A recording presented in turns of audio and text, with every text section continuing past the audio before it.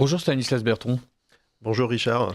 Vous avez vous avez traduit plutôt un livre, le livre de Paul Furber, la plus grande opération de réinformation de l'histoire, ou plutôt Q. Donc Q comme la source, Quell en allemand, et Q c'est une source en fait sur un forum de discussion aux États-Unis, 4chan, qui brusquement apparaît et commence à expliquer tout un tas de choses surprenantes sur le gouvernement américain et notamment sur Hillary Clinton et son mari. Oui, tout à fait. Alors, il faut rappeler quand même que ce dont on est en train de parler, là, se produit en 2017 et s'inscrit dans le premier mandat de Donald Trump. Et pour les auditeurs qui ne connaîtraient pas 4chan, 4chan, c'est un forum très connu avec notamment un sous-forum Pol, donc comme politique, qui est en fait le Far West d'Internet. C'est-à-dire que vous avez le pire, on va dire, des images qui peuvent être politiquement très incorrectes, qui se côtoient avec le meilleur. Et le meilleur, qu'est-ce que c'est ? C'est de temps en temps des sources qui profitent en fait de ce chaos, ce Far West d'Internet, pour poster des informations confidentielles avec ce qu'on appelle en plus en langage du renseignement le déni plausible, c'est-à-dire de dire vous ne pouvez pas vérifier qui est vraiment cette source, donc on ne sait pas si c'est du lard et du cochon. Mais ce qui est intéressant, c'est-à-dire le déni plausible, c'est une manière de se protéger. Exactement. C'est-à-dire j'en dis suffisamment pour expliquer qu'il y a quelque chose à comprendre, mais je n'en dis pas assez pour qu'on puisse m'incriminer. Voilà, et qu'on puisse m'identifier surtout. Voilà. Et c'est ce que va faire Q. Et en fait, cette source Q, donc, qui va apparaître en octobre 2017, va commencer à faire certaines affirmations, certaines déclarations. Alors, au début, va susciter le scepticisme des gens qui suivent ce forum, puisque, comme j'ai dit, c'est anonyme, donc d'où le terme anon, qui veut dire anonyme. Et donc, les gens vont dire, mais quelle est votre crédibilité ? Et petit à petit, cette source-là va gagner justement la confiance des gens sur ce forum en donnant certains éléments de preuve qui vont prouver notamment une certaine proximité avec le premier cercle de Donald Trump. D'une manière, et les rouages en fait de l'État profond aux États-Unis.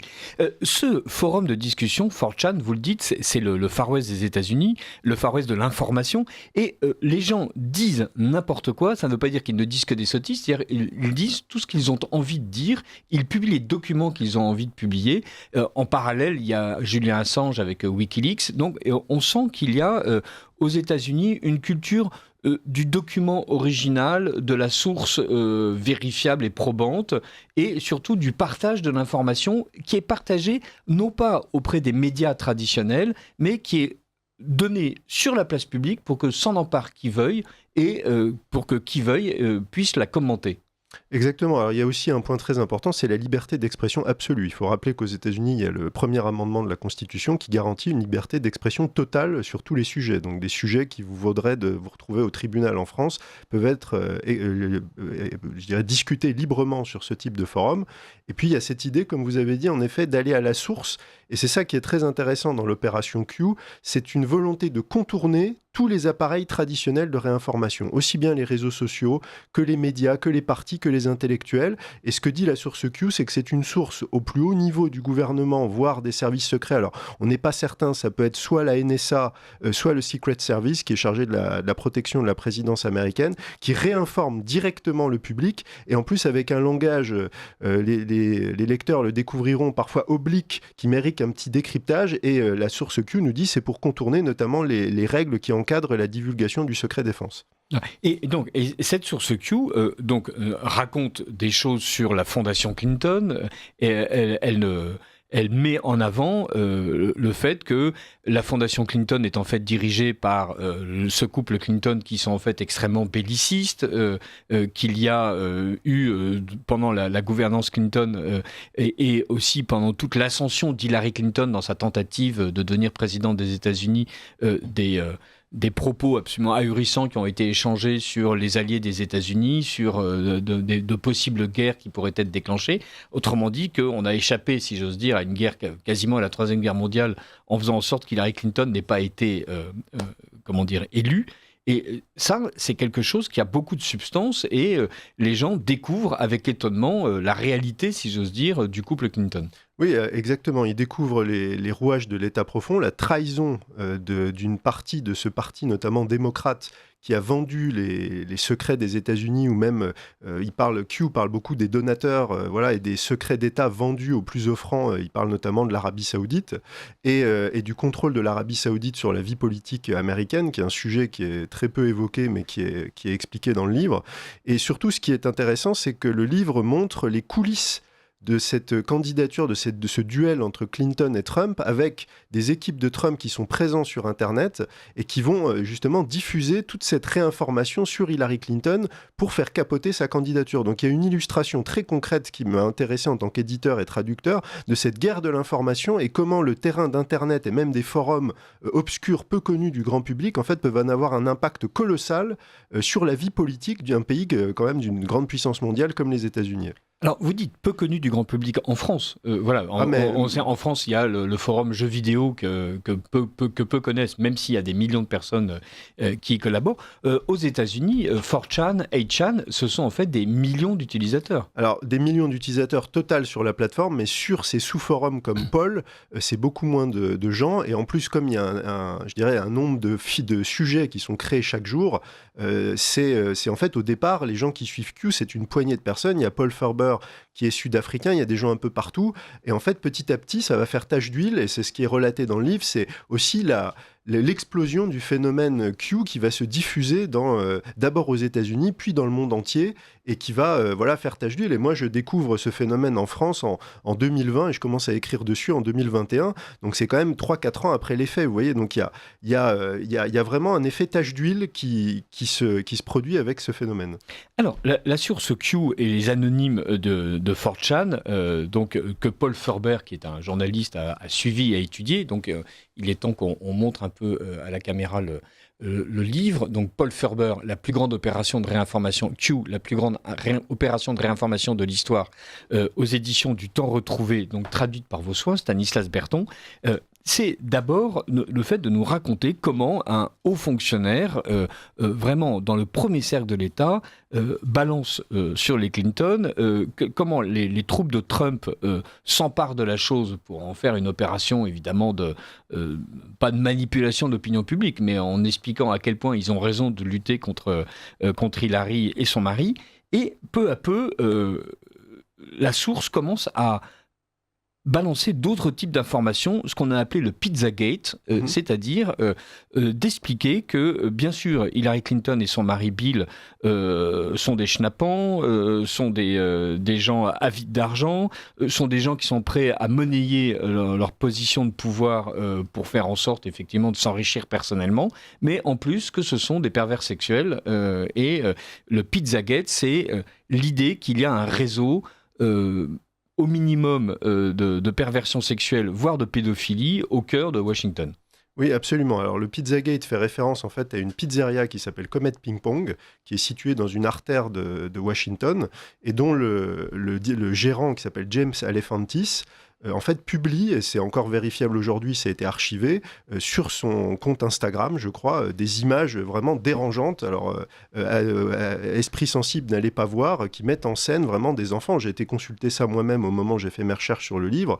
Il y a clairement je dirais des allusions très claires à la pédocriminalité qui sont faites dans le compte de réseau social de ce gérant.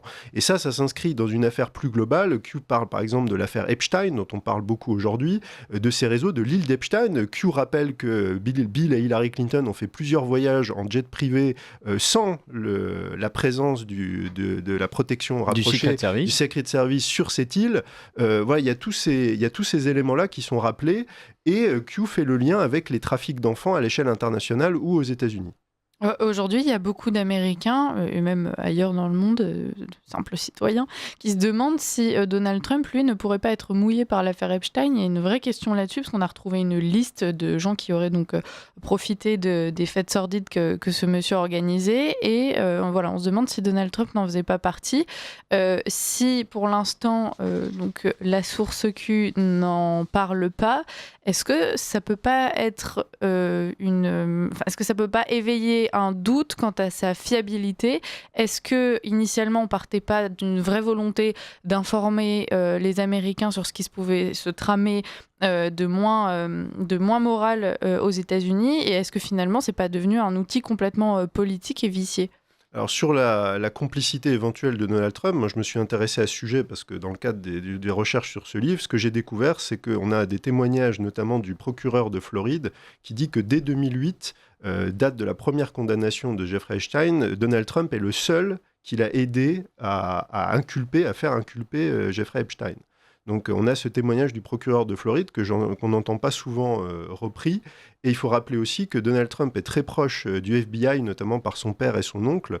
Et on sait que Donald Trump a aidé le FBI, je crois que ça a été dit par un des porte-parole il y a quelques temps, que Donald Trump avait aidé justement à coincer, entre guillemets, le réseau Epstein. Et si on part du principe que l'opération Q est une opération militaire, en tout cas menée par le renseignement avec la bénédiction de Donald Trump dans sa première présidence, c'est difficile à concilier ça avec une complicité de Donald Trump, parce que Q vraiment cartographie en grande partie ces réseaux pédocriminels, parle de tout ce qui s'est passé en Haïti, avec notamment ce qu'a fait la fondation Clinton en Haïti. Et d'ailleurs, c'est rappelé dans le livre, il y a un passage dans la campagne en 2016 où Donald Trump se retrouve à un dîner à New York qui s'appelle le Alfred Memorial Dinner. Ça rassemble tout le gratin catholique de New York.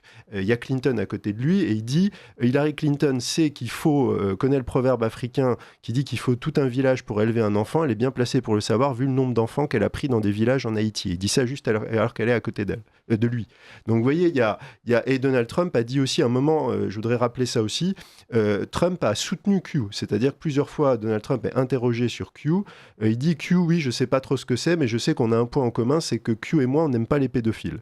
Et récemment, sur ses comptes de réseaux sociaux, Donald Trump a posté des images de lui mis en scène avec Q, donc soit en ayant un Q sur sa veste de costume, en tenant un Q dans sa main. J'ai mis une de ces images en annexe à la fin du livre. Donc Donald Trump lui-même s'est inscrit dans une continuité de Q, et c'est intéressant parce que très peu de journalistes l'ont interrogé là-dessus. Il y a jamais, à ma connaissance, il n'y a pas de journaliste qui a dit « Monsieur le Président, pourquoi vous relayez Q ?» Personne ne lui a jamais posé la question. Pourquoi relayez-vous Q aussi régulièrement sur vos comptes sociaux? Donc vous voyez, Q dénonce la pédophilie, Donald Trump le reprend. Il a aidé, selon le procureur, à faire inculper Epstein dès 2008. Donc je ne pense pas qu'il y ait cette complicité de Trump avec Epstein. Alors, Q lance cette histoire de Pizzagate, donc autrement dit le scandale des pizzas, avec la révélation d'un réseau pédophile dans lequel les Clinton seraient mouillés, et l'opinion change un peu. C'est-à-dire, tant qu'il s'agissait d'expliquer que les Clinton étaient des pourris normaux, si j'ose dire, on était prêt à croire Q. À partir du moment où il y a se greffe cette histoire de pédophilie et même de culte satanique, une partie des gens s'interrogent, est-ce que cette source Q est une source fiable, ou est-ce que, comme une partie des gens qui interviennent sur ces forums, il y a un curieux mélange de vérité et de mensonge? Oui, en tout cas de mensonges, en tout cas de rêverie, de fantaisie. Alors exactement, c'est une très bonne remarque, et ce qui est intéressant, c'est que là où dès qu'on commence à toucher sur ces sujets, il y a des contre-feux qui sont allumés. Alors avant de parler de ça, je vais quand même rappeler que sur ces histoires de pédophilie et de réseau, il n'y a pas que la parole de la source Q. Wikileaks, dans les emails qui ont été, notamment les emails de Podesta, donc Podesta qui est aussi un des membres très haut placés du Parti démocrate. Directeur de campagne d'Hillary Clinton. Voilà, exactement. On a des emails qui ont été divulgués par Wikileaks, qui utilisent des mots codés, c'est très bien expliqué dans le livre, pizza, hot dog, qui font partie par le FBI du vocable utilisé par des pédophiles pour cacher leurs activités. Donc tout ça c'est expliqué dans le livre. Donc on a la source Q, et Wikileaks dit la même chose. Enfin, les emails divulgués par Wikileaks disent la même chose.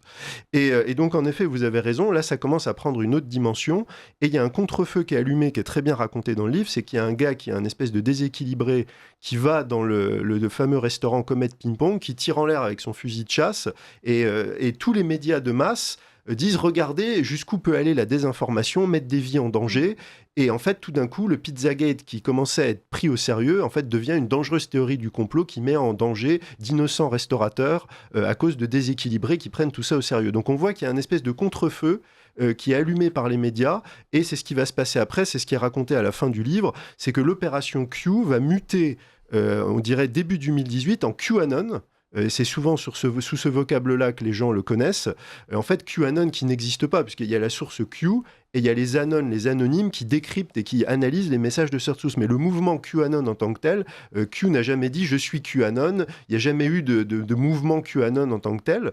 Et en fait, c'est les médias qui, à partir de 2018, vont promouvoir ce terme en le critiquant, ce qui est aussi une stratégie, c'est-à-dire QAnon, ce dangereux culte conspirationniste d'extrême droite, etc. Et donc, en fait, pour dire aux gens, circulez, il n'y a rien à voir, vous avez tous les fact-checkers type Rudi Reichstadt, etc., qui vont vous dire, n'allez surtout pas voir ça, c'est très dangereux. Et en fait, en France ou aux États-Unis, un peu moins quand même aux États-Unis, en fait, ça a dissuadé les gens d'aller s'intéresser à ça. C'est-à-dire, beaucoup de gens ont lu des commentaires sur Q et sur QAnon, mais sans jamais aller lire ce que disait la source Q. Et c'est pour ça que j'ai voulu éditer et publier ce livre, c'est pour dire aux gens, essayez de comprendre le contexte, essayez de regarder ça sérieusement, et c'est écrit par un journaliste, un ingénieur informatique, tout ce qu'il y a de plus sérieux, et d'aller, et on a reproduit les extraits de ce que dit vraiment Q, et de dire, allez voir par vous-même en fait ce que cette source dit, et tous les enjeux qui sont autour de la guerre de l'information, etc.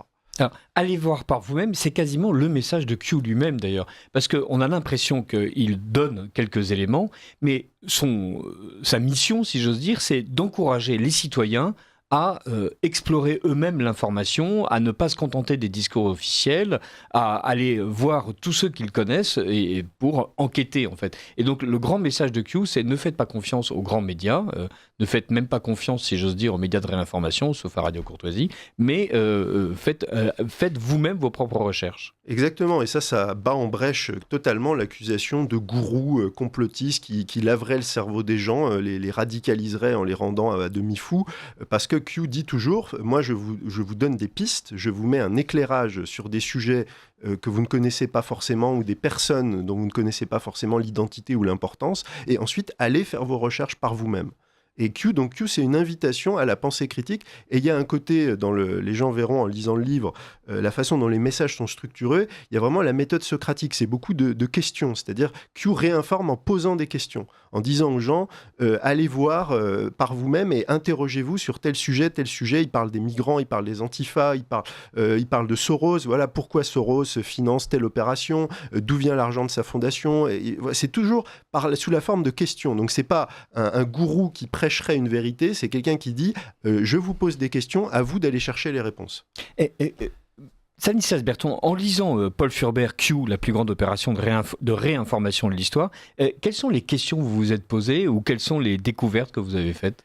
Je me suis demandé, comme beaucoup de gens au départ, est-ce que c'est vrai ? Est-ce que c'est un fou furieux ou alors, comme c'est expliqué par Paul dans le livre, un plaisantin qui fait une blague qui est particulièrement élaborée.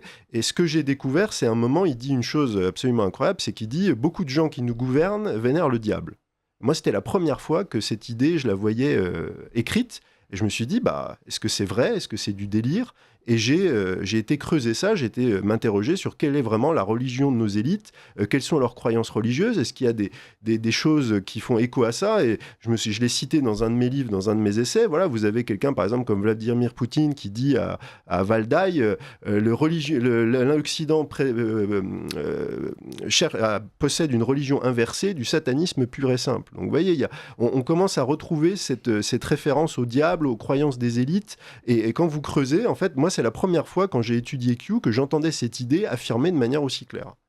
Alors, Q l'affirme de manière claire, mais vous me pardonnerez, de temps en temps, on se dit Q est quand même passé de l'autre côté du miroir. Là, et notamment, je fais allusion au moment où, entre mille choses, Q commence à parler de la princesse Diana. Et donc, et visiblement, la princesse Diana, c'est quelque chose de beaucoup plus intelligent que ce qu'on croyait. Qui est la reine d'Angleterre ? Depuis combien de temps est-elle au pouvoir ? Le pouvoir engendre la corruption. Qu'est-il arrivé à Diana ? Pourquoi fuyait-elle ? À qui avait-elle confié la tâche de l'aider à s'échapper ? Quelle était la couverture ? Pourquoi est-ce pertinent ? Pourquoi maintenant ? Ancien, connexion, actualité, mauvaise personne, maire de Londres. Contexte, affiliation, lien avec la reine ? Quand ? Comment ? Qu'a-t-on rapporté ? Pourquoi est-ce pertinent ? Richesse, corruption, société secrète, mal, Allemagne, Merkel, migrants. La vache. Alors on se dit, bon, ok, là quand même, cette succession de mots lâchés comme autant de slogans, ressources. Pourquoi les migrants sont-ils importants ? Opération, Satan, qui le suit ? Que représente une croix à l'envers ? Qui la porte ? Pourquoi ? À qui est-elle liée ? Spirit cooking, secte. Blanche-Neige. Voilà. Et là, je me suis dit, ok, Paul Furber a écrit un bouquin très intéressant sur Q. Stanislas Berton a l'intelligence de nous apporter la traduction de ce livre qui, effectivement, nous parle d'un véritable phénomène de réinformation. Mais à un moment donné, Q a quand même beaucoup de chauves-souris dans le beffroi. Oui, alors là, vous avez choisi un extrait qui déjà arrive en plein milieu du livre. Donc, je veux dire, avant, il y a quand même, par exemple, Blanche-Neige. Je suis un journaliste, je manipule l'information. Voilà. Mais là, par exemple, Blanche-Neige, les gens disent quelle référence à Blanche-Neige. En fait, on découvre en lisant le livre, et ça, c'est quelque chose que j'ai appris, que Blanche-Neige est le surnom donné à un des supercalculateurs de la CIA. Donc, le Blanche-Neige ne sort pas de nulle part. Sur Diana, en fait, c'est un extrait très intéressant qui parle des réseaux de pouvoir et notamment de la famille royale d'Angleterre. Et par exemple, la famille royale d'Angleterre, ça, je renvoie au moment de son décès, il y avait Pierre Hillard qui avait fait une vidéo de 2 heures sur justement l'histoire de la famille royale d'Angleterre, qui est déjà une famille allemande, hein, c'est les Battenberg qui prendront le nom de Windsor, qui est impliquée depuis très longtemps, je pense à la reine Victoria, avec le trafic d'opium, notamment en Chine, qui a fait une grande partie de sa fortune là-dessus. Donc il y a toute cette idée, et en fait l'idée pourquoi Q parle de Diana, c'est qu'en fait c'est une fois de plus la manipulation de l'opinion publique. Q dit Diana, qui était très populaire, avait découvert certaines choses sur ses réseaux de pouvoir parce qu'elle avait quitté la famille royale, et en fait était voulait s'échapper à ça, et en fait elle est assassinée. Q le dit clairement, c'est pas du tout un accident sous le tunnel de l'Alma, et en fait il y a plein d'ailleurs de détails qui sont donnés parce que Paul fait son enquête aussi en tant que journaliste et rappelle par exemple qu'il y a un paparazzi qui est dans la voiture, il est témoin au moment du crash, il se vante après d'avoir été là, on le retrouve assassiné de 2 balles dans la tête, la police conclut à un suicide, que l'autopsie de Diana n'est pas faite dans les règles de l'art. Enfin, vous voyez, il y a pas juste des trucs délirants qui sont jetés comme ça, là, voilà, sorti un peu de son contexte, ça peut sembler complètement fou, mais le livre explique tout ça, et justement aide, c'est pour ça que j'ai publié le livre de Paul, c'est que les messages de Q que vous venez de citer peuvent être à brûle-pourpoint, sembler un peu, je dirais, hermétiques, et il y a tout ce travail de décryptage où on se dit, bon, il y a quand même des choses derrière ça, mais moi, j'ai partagé, quand j'ai commencé à lire ça, je partageais aussi une partie de votre scepticisme, et c'est mon propre travail aussi sur le mondialisme et sur les réseaux de pouvoir parallèles qui m'a donné aussi des éléments pour comprendre et voir que c'était pas du délire et que c'était pas voilà, comme vous dites, une imagination débridée qui prétendait faire de la réinformation. Stanislas Berton, vous nous avez dit tout à l'heure qu'il y avait quelque chose de militaire en fait dans cette opération Q, et que peu à peu l'idée se fait jour que l'armée est en fait l'armée américaine est particulièrement présente sur ce réseau 4chan à travers Q ou à travers la contre-opération qui consiste en fait à décrédibiliser Q. Oui, exactement. Et là, on est au cœur de ce que j'appelle dans mes livres la guerre de l'ombre, c'est-à-dire que il y a une citation de Zbigniew Brzezinski, qui est le grand stratège et le grand penseur géopolitique qui influence encore aujourd'hui les élites mondiales, qui dit dans un de ses livres qui n'a jamais été traduit en français, les moyens technologiques permettront à l'avenir de mener des guerres de l'ombre qui opposeront des services de renseignement les uns aux autres sans que le grand public n'en ait conscience ou n'en soit averti. Donc en fait, Q, c'est ça, c'est des services de renseignement. D'un côté, ce que dit Donald Trump, les patriotes contre les mondialistes. Chacun contrôle certaines branches des services secrets. Alors quand on lit le livre, on a le sentiment que c'est du côté patriote, il y a la NSA, et du côté mondialiste, il y a la CIA, et qu'en fait, ces 2 services sont engagés dans une espèce de guerre interne, peu visible du grand public, mais dont des opérations comme l'opération Q, en fait, donnent à voir la partie émergée de l'iceberg. Alors, ces opérations d'information et de désinformation, elles servent à chaque fois un camp plutôt qu'un autre. Elles servent Trump ou elles servent Clinton, elles servent les mondialistes ou elles servent les patriotes. Est-ce que, après avoir lu le livre, vous avez l'impression que Q a réellement servi le clan des patriotes ? Enfin, oui. Quand je dis le clan des patriotes, je parle des patriotes américains, parce que, évidemment, on n'a pas tous les mêmes intérêts suivant la patrie. Oui, absolument, et ça, je l'explique dans la postface du livre, c'est que déjà, Q a énormément réinformé. Et alors déjà, il a eu un intérêt pour le camp Trump, c'est-à-dire qu'il a mobilisé, galvanisé quand même la base électorale de Trump.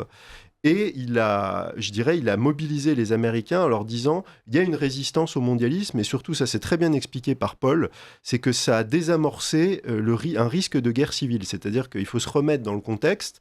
On est dans le premier mandat de Trump, il y a le wokisme qui se déchaîne aux États-Unis, on a les émeutes de Black Lives Matter en 2020, et beaucoup de patriotes américains, en plus lourdement armés, il faut le rappeler, se disent mais on ne peut pas laisser notre pays tomber, à un moment il faut qu'on prenne les armes et qu'on aille en découdre et qu'on élimine tous ces démocrates fous furieux qui veulent faire de nos enfants des transgenres, etc. Démocrates fous furieux, eux-mêmes lourdement armés. Voilà, et démocrates fous furieux, un peu moins dans les villes, les côtes, les zones côtières urbaines, mais quand même, oui, il y a un vrai risque de guerre civile aux États-Unis. En fait, Q dit calme le jeu en disant ne vous inquiétez pas, le gouvernement américain agit. Des opérations sont en cours et surtout ne tombez pas dans le piège de la violence parce que c'est exactement le prétexte qu'attend le mondialisme et le nouvel ordre mondial pour justement agir et prendre le contrôle des États-Unis.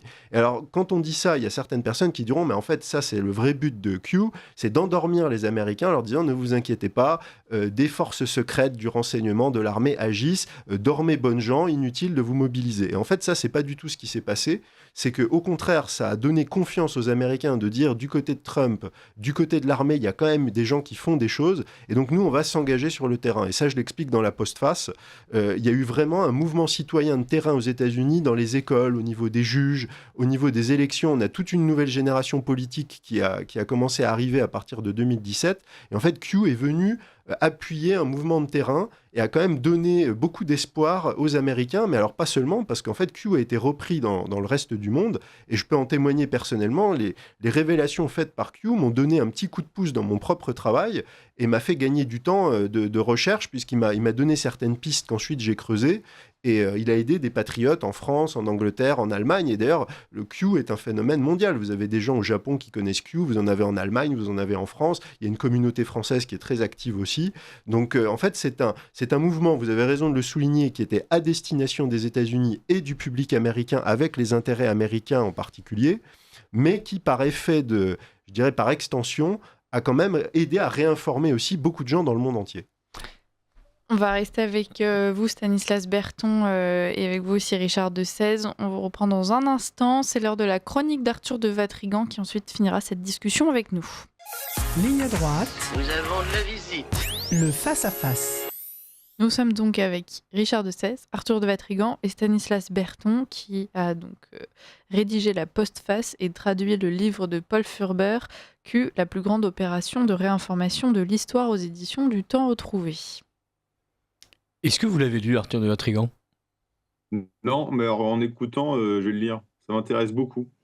Alors, et vous avez vous-même, au sein de l'Incorrect, manipulé des sources. Il y a cet enregistrement de Thomas Legrand en train de parler à des caciques du PS que vous avez diffusé. Qu'est-ce que vous pensez des forums en ligne ? Qu'est-ce que vous pensez de ces informations qui surgissent en dehors des circuits officiels ? Il y a plusieurs choses. Alors, en tant que journaliste, ça nous arrange pas parce que ça nous fait encore plus de métier, parce qu'il y a encore plus de sources à vérifier. En revanche, ce qui est intéressant, c'est que ça ouvre des brèches dans le mainstream qui contrôle quand même beaucoup de choses, il faut l'avouer. Le souci, c'est en effet de faire le tri. Donc, ce que je vous dis, c'est que ça fait du boulot en plus. Et ça nous... comment dire ? Nous, journalistes non mainstream, ça nous oblige à être encore plus intouchables, irréprochables, et inattaquable, parce que vous l'avez expliqué, il y a maintenant les nouveaux métiers, c'est des fact-checkers qui passent leur temps payés par nos dîmes à explorer tout ce qui n'est pas tout ce qui est à droite du centre pour vérifier, ou en tout cas même pas vérifier, parce qu'ils le vérifient rarement, mais accuser tout le monde de complot. Et donc, si vous voulez, la moindre erreur de notre part fait qu'ensuite on est délégitimé, et puis derrière, ça nous colle comme le sparadrap du capitaine Haddock, ce qui n'est pas le cas quand vous êtes journaliste à Libération, Radio France, bien évidemment. Donc il faut, c'est des sources hyper intéressantes. Ça met le bazar, ça crée le doute, mais ensuite à nous de tout revérifier et refaire la chronologie. Et une fois qu'on est sûr et de tout ce qu'on raconte et qu'on a toutes les certitudes, là on envoie. Mais voilà, ça nous encore une fois, le problème c'est qu'on n'a pas le droit à l'erreur. Stanislas Berton, sur ce doute à cultiver au sein de la population, est-ce que le risque, parce que c'est l'un des arguments qu'on entend souvent, est-ce que le risque, c'est pas de créer des populations paranoïaques qui se mettent à chercher des signes et des preuves dans le moindre événement du quotidien ? Oui, absolument. C'est un véritable risque, et surtout, c'est que ça, comment je pourrais dire, ça... Il y a en effet une exploitation même de ça par les réseaux de l'État profond. C'est-à-dire que pour avoir un peu travaillé sur le sujet, il y a des opérations d'intoxication qui utilisent ces réseaux-là parallèles. Et on évoquait tout à l'heure la différence entre Q et QAnon. C'est exactement ça, c'est-à-dire qu'il y a cette source Q, et ça c'est raconté dans le livre. Paul Ferber parle quand même à un moment d'un piratage de la source Q, et ça j'explore un peu ça dans la postface. On se demande s'il n'y a pas un moment, en fait, cette source Q primaire, originelle, qui dit des choses très sérieuses, où il y a vraiment une cohérence et qui recoupe des recherches que j'ai pu faire moi-même, avec le phénomène QAnon, là qui part, et c'est pas du tout ce qui est évoqué dans le livre, j'ai laissé ça volontairement de côté, qui part dans certaines directions et qui a pu contribuer justement à cet amalgame entre Q et QAnon. Et ce que j'explique dans ma postface, c'est peut-être justement une stratégie pour noyer le poisson et en fait mélanger le faux avec le vrai pour décrédibiliser l'ensemble. Et on voit un peu, si vous allez voir sur les réseaux, au sein de la communauté des gens qui suivent Q, il y a une polarisation par rapport à ça, c'est-à-dire, en effet, il y a ceux comme moi, qui parlent plutôt de Q, il y a d'autres qui sont des fidèles de QAnon, et parfois avec un refus de remettre en cause certains éléments du discours, il y a parfois une logique un peu totalisante. Donc il faut faire très attention à ça, et c'est aussi pour ça que j'ai voulu écrire ce livre, c'était justement pour remettre un peu l'église au milieu du village et faire la part des choses, et que les gens qui ont été peut-être échaudés par parfois je dirais, ces déclarations, ces mouvements très excessifs, se disent, voilà, il y a aussi des choses sérieuses là-dedans, il faut aller voir, il faut pas tout rejeter en bloc, et ne pas, mais avec ce risque réel de toujours où est le vrai, où est le faux. Arthur de Vatrigan, sur le Pizzagate, Hillary Clinton sataniste, Hillary Clinton pédophile, Hillary Clinton vendue, Hillary Clinton avide, quelle est la chose qui vous paraît la plus probable ? Beaucoup de choses. Quand on parle de Clinton, forcément, on a envie de se cacher dans un bunker ou de ressortir une guillotine. Donc, ce qui est fascinant avec ces gens-là, c'est que tout paraît plausible, en fait. Alors, ensuite, on sait qu'il y a toujours comment dire, cette image de complot pédophile, sataniste, et puis même, vous savez comment s'appelait quand on piquait le sang des enfants pour se régénérer, l'adénochrome. Voilà, il y a beaucoup de rumeurs, d'imaginaires, de fantasmes autour de ça. Donc ça alimente. Donc moi, je vais lire avec grand intérêt le livre, parce qu'en effet, c'est des rumeurs qui circulent depuis très longtemps, et on sait toujours qu'il n'y a pas de fumée sans feu. Mais ce qui m'intéresse et ce qui je trouve assez fascinant en ce moment, vous savez, hier dans Restons Courtois, on a reçu Éric Branca qui a sorti un bouquin en 2024 sur la 4e République, les imposteurs de la 4e République, et au-delà des similitudes avec la 5e aujourd'hui, et donc c'est-à-dire avec les imposteurs qui vont plomber la 5e, il expliquait qu'il y avait, c'était une époque où il y avait énormément de complots et donc énormément de complotistes. Et ça m'a beaucoup fait penser à l'époque dans laquelle on vivait aujourd'hui. Alors après, vous savez, on repart toujours de la base, de chez Chesterton, c'est quand les jeunes cessent de croire en Dieu, c'est pas qu'ils ne croient plus en rien, c'est qu'ils sont prêts à croire en tout. Et si vous avez en plus une oligarchie à la tête de votre système qui s'entretient, qui se coopte, qui ment, et il y a plein de choses qui ont enfin été dévoilées, où il y a eu plein de mensonges, il y a eu plein de systèmes, ça nourrit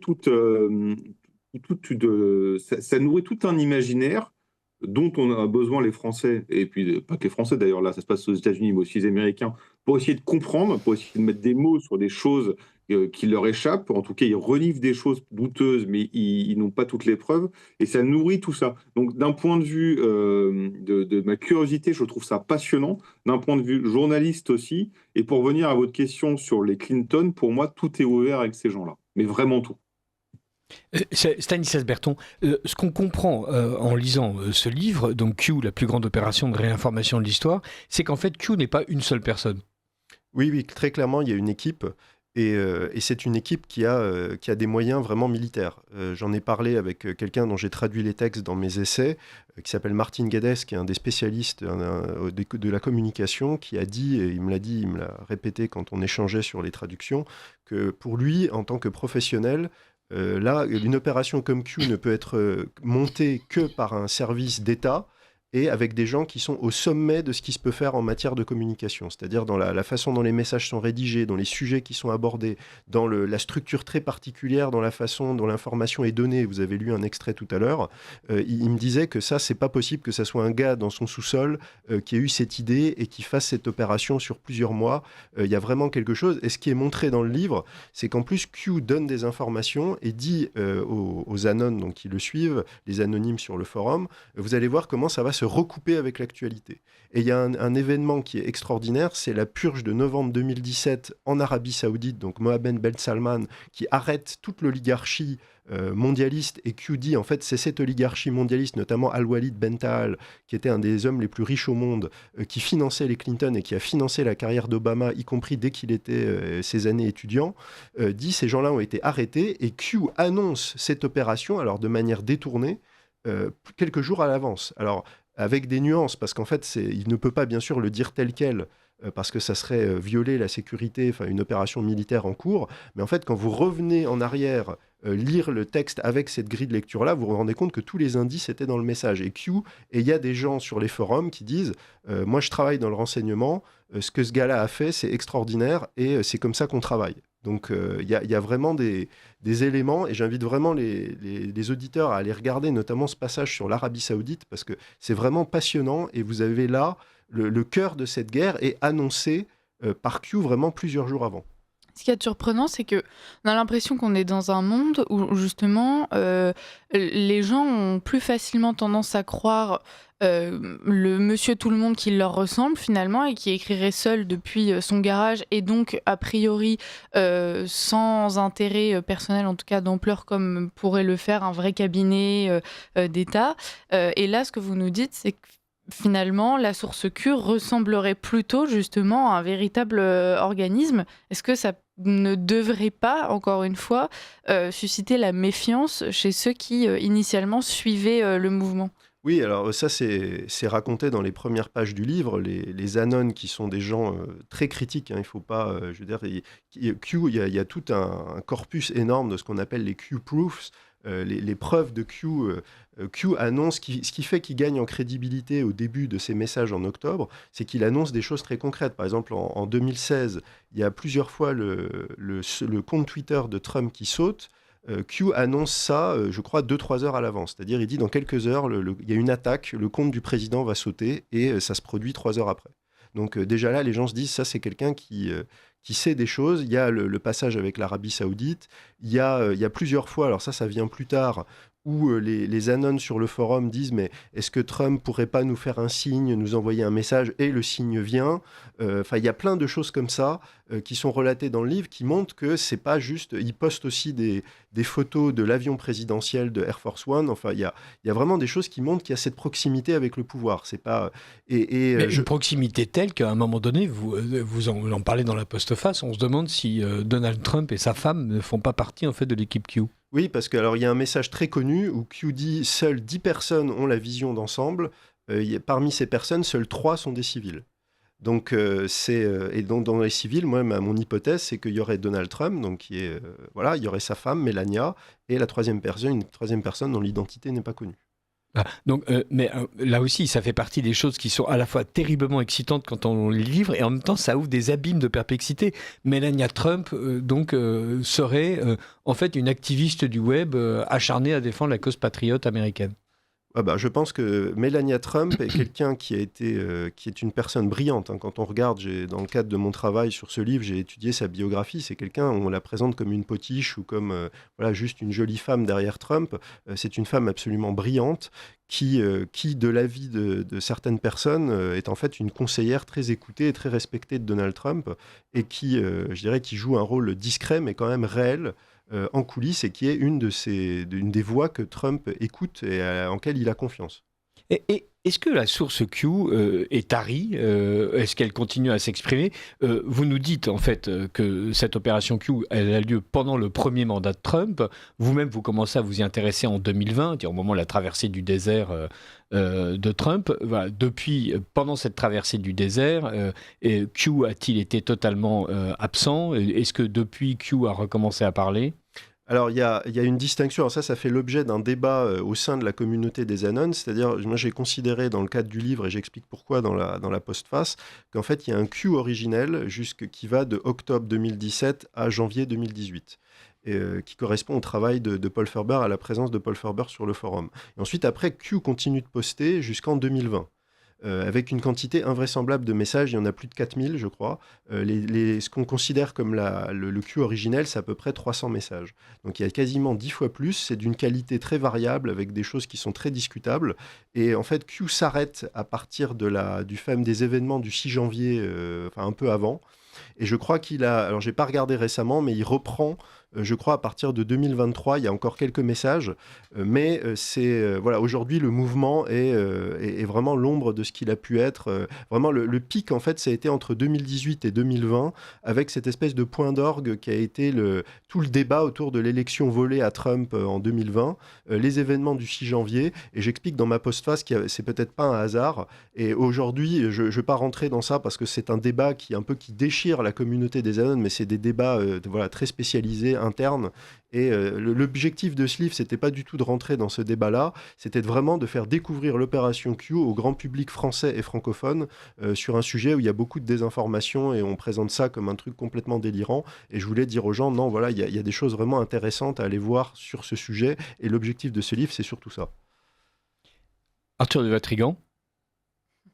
C'est passionnant parce que alors on a toujours l'impression qu'il y a toujours l'Amérique est remplie de choses comme ça. On peut se rappeler de Gorge Profonde, évidemment, que le Watergate.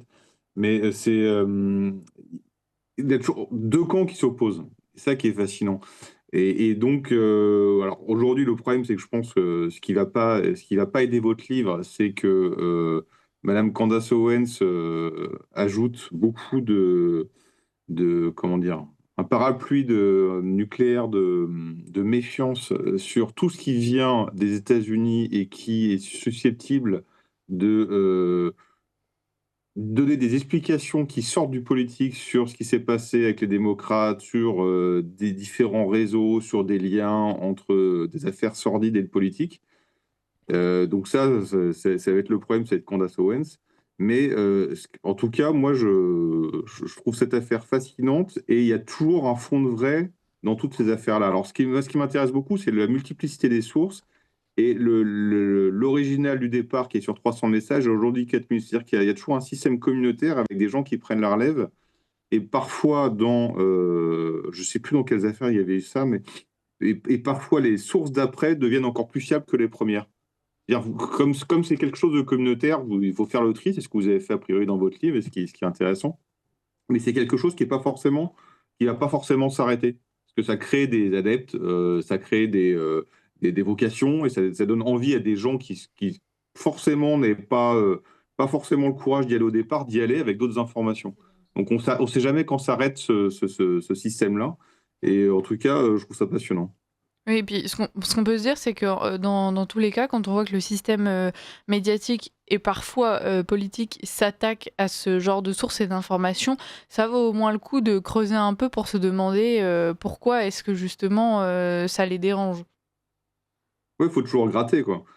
Faut toujours gratter, évidemment, parce que après, c'est ça qui nourrit la suspicion, hein, et c'est pourquoi c'est pourquoi je pense que la plus grande erreur, en tout cas en France, du gouvernement, ou en tout cas du gouvernement du système médiatico-politique, c'est d'avoir créé les fact-checkers. Je pense que les fact-checkers ont créé encore plus de suspicion sur toutes les affaires, quelles qu'elles soient.